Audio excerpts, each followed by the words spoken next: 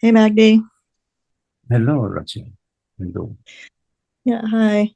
Hi. Yeah, during the meditation, I was just thinking that, there's I can observe like the ego and just going on its merry way and thinking the same thoughts that it thinks and getting me stuck in a track of, the same track. It's like there are these, outside circumstances that I respond to internally, and I can't seem to either change the outside circumstances that I respond to, nor do I seem to be able to change my response.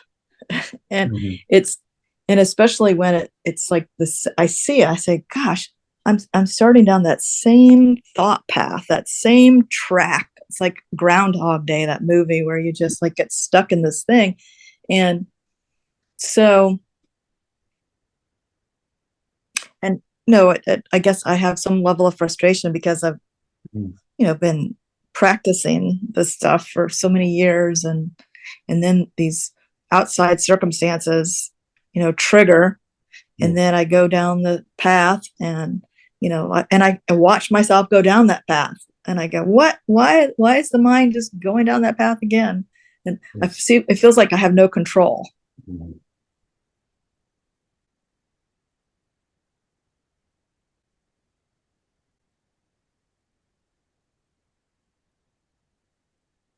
So it comes to me that I just it's so much like this personalization, I guess, just to see that that I'm taking life or circumstances or conditions personally, and Yes. then thinking that I personally have to fix them, or I personally have to change my thought about them so I'm not suffering. Mhm.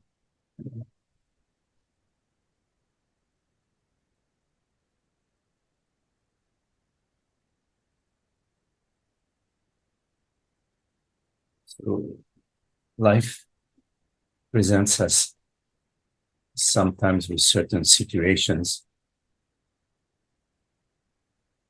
and sometimes we feel the urge to respond. The question is,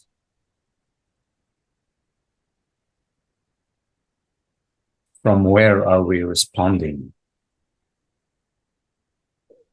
Are we responding from the position that I am this person that has a personal will, personal control? Am I this person that may be at risk of losing something? Am I somebody who's being threatened by life? From what position are we perceiving the situation which is appearing to us? And from what position are we responding? Are we defending ourselves? What is it, this self that we are defending? What is it we are defending? What is it that we are protecting? In case we are protecting, what is it we are protecting? Or are we perceiving a situation that is unfolding to us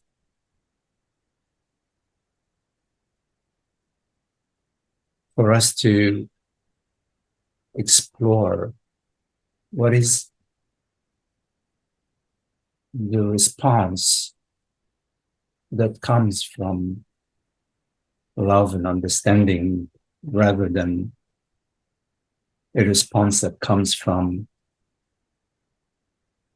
the habitual pattern to defend, justify, blame, etc.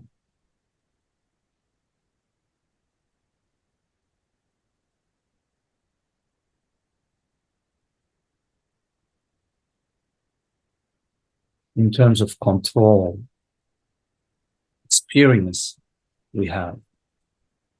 We perceive thoughts. They appear to us from where? From the universe. We don't control the thoughts that are appearing to us. If we did, we would all choose happy thoughts 24/7. Thoughts appear to us, and our behavior is guided by the thoughts. There is a deciding thought which appears to us that says, okay, I'm going to go in that direction and not in this direction. The choosing thought appears to us. So one could say that is the cosmos that is controlling everything, including the thoughts that appear to us, which we refer to as our thoughts, and our behavior. The same cosmos is controlling the weather, is controlling the earth, the gravitational field, and relationship as a galaxy with other galaxies. Question is, what is this personal self, this personal entity that I imagine myself to be and I feel myself to be? Is it possible to invite the understanding that all is well in God's kingdom? And this is God's kingdom. All is well in God's kingdom. And we're presented with a certain situation to express and to act in accordance with the divine order, meaning I am not a personal self. I am not an entity which is in danger, which must make the ultimate correct decision or else.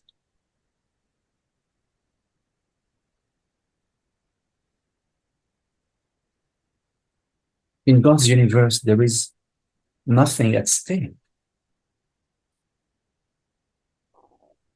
We're invited to do our best. We're invited to come to the understanding that I is this formless awareness, this presence. And that there is intelligence. There's intelligence within the body, within the mind. There is the intelligence of consciousness. To choose a path that takes into account the whole. That is not defending, protecting. Of course, the body has an intelligence. It protects itself when there is a snake. We step back. This is built into the biocomputer. When there is a certain danger, physical danger, somebody's coming at you, the blood moves from the surface of the body to the core. So in case you are wounded, you don't bleed too much. This intelligence is built into the body. But protecting and defending and wanting personal control, that whole realm is an imaginary realm. which is based on the belief that you are a woman, a person. The body is a female body, which is, there is some conditioning within the body. But you are the intelligence. You are the wisdom. You are the sage.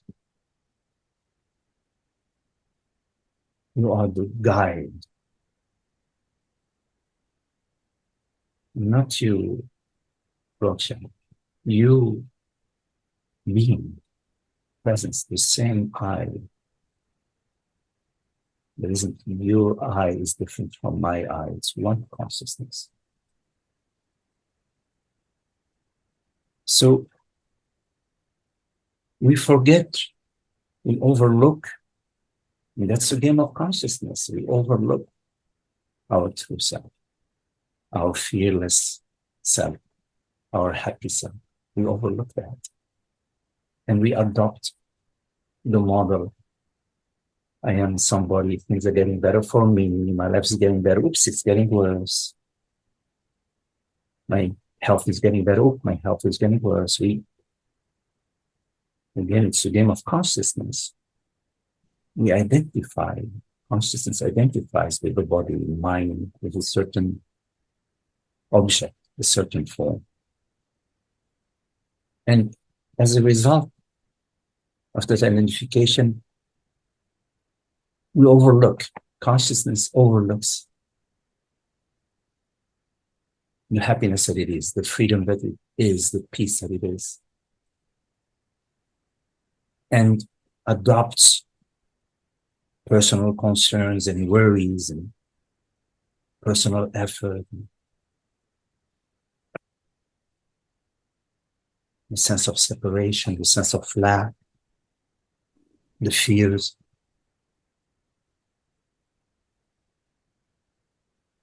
But that all of that can become transparent to you when you contemplate that you are the reality which perceives, not a female reality, or not a body-mind reality, but the nominal, the formless reality which hears these words, which perceives this perception.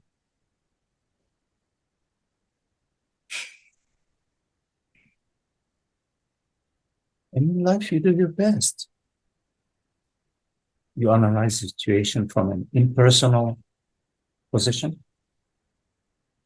taking into account as best you can the welfare of all, not coming from a place of fear. Whenever it comes from a place of fear, press the pause button.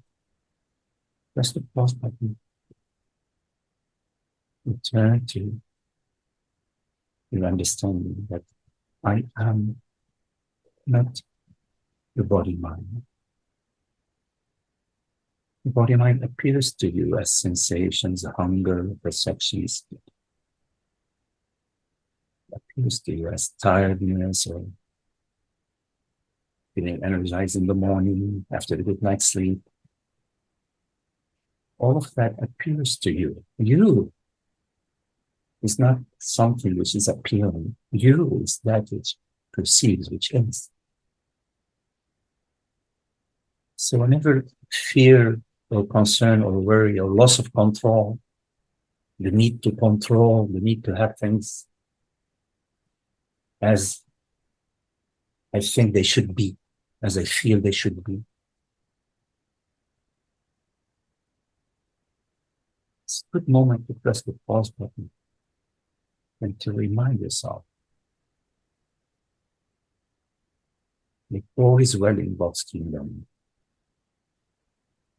From the perspective of this imaginary personal self, everything appears to be a threat, personal event that may be good for me or not good for me.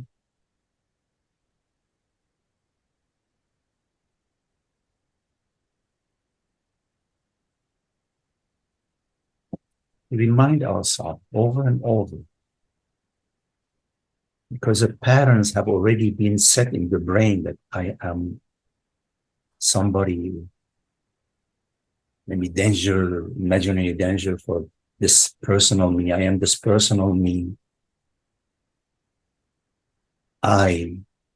It's imaginary me, has to guide life in a certain direction.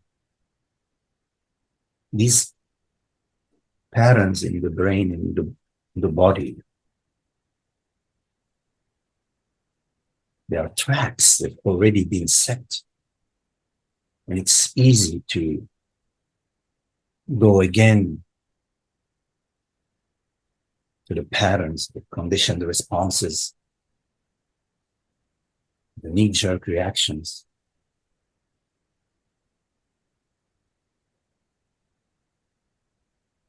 What's going to happen to me? What's going to happen to my family? What's going to happen to what I care for?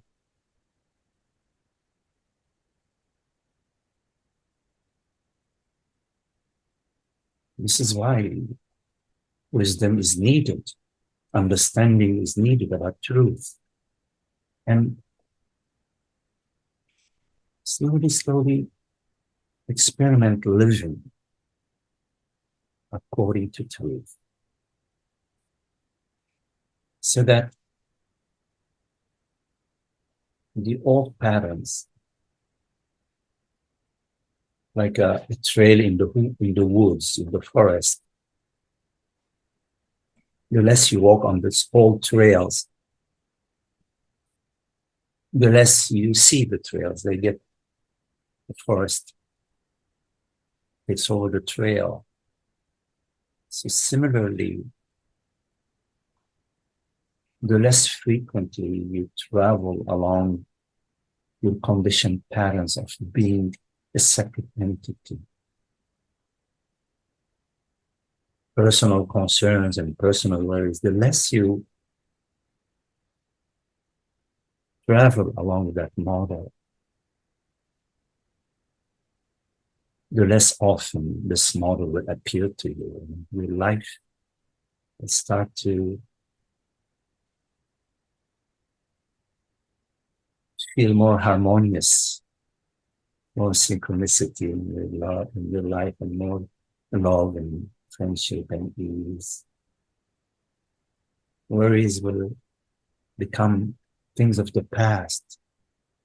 Concerns, personal concerns become things of the past. You will find yourself more and more available to respond, to perceive, and to act from a place of presence, of understanding, of love,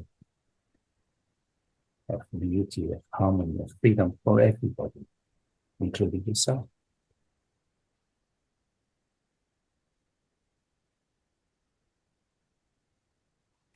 Yeah, I guess I want instant relief from the suffering.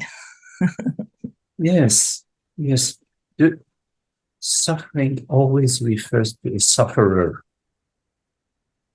There is no suffering if there isn't an entity or somebody who is suffering.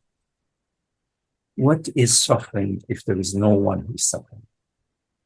So there has to be a belief in someone. I am someone. I am somebody. As soon as I am somebody, it means I'm a limited entity. Yeah, I have this, I have a lot of responsibility in my life, and I guess I have carved out this definition of someone who has a lot of responsibility, and trying to make decisions and all of that, and it can feel very burdensome to this entity. Responsibility means to respond from a place of love and understanding and freedom and joy. It's not about fulfilling any personal task or any personal saving any person from suffering, because there are no persons. First, it's important not to be overburdened, because Life is about happiness, Right. joy and enjoyment, the arts, nature, going for a walk, reading a good book, listening to some good music. It's not to be just, okay, it's okay to have some responsibility, but there has to be a balance. You have to find the balance within yourself so that you can say yes to some things and no to some other things, in spite of the fact that these patterns of responsibility have been going on for many years, maybe. Right. We can make a change, maybe not abruptly, but we can make a change so that we are also being responsible to ourselves, which is the only self there is, which is consciousness. It would be responsible to God, and God is about peace and happiness and joy and freedom. It's not about saving the world or saving the family or saving the tribe. No, God takes care of that. Right. Yes. So we have to find that balance, and that's a task of your own to explore. But in terms of responsibility, it is we're always responding in the moment. Where are we responding from? From what position are we responding? Are we responding in me, I have to fill in the blanks? I have to fix things. I have to take care of others. Of course, if your job requires, if you're a nurse or social worker, it's different because it's part of your job to take care of others, and which is a different thing.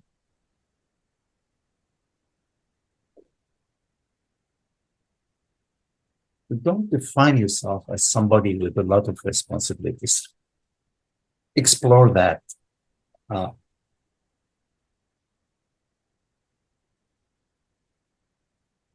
Yeah, that's a good idea. All right. Well, I appreciate it, Magdi. Okay. Okay, thank you.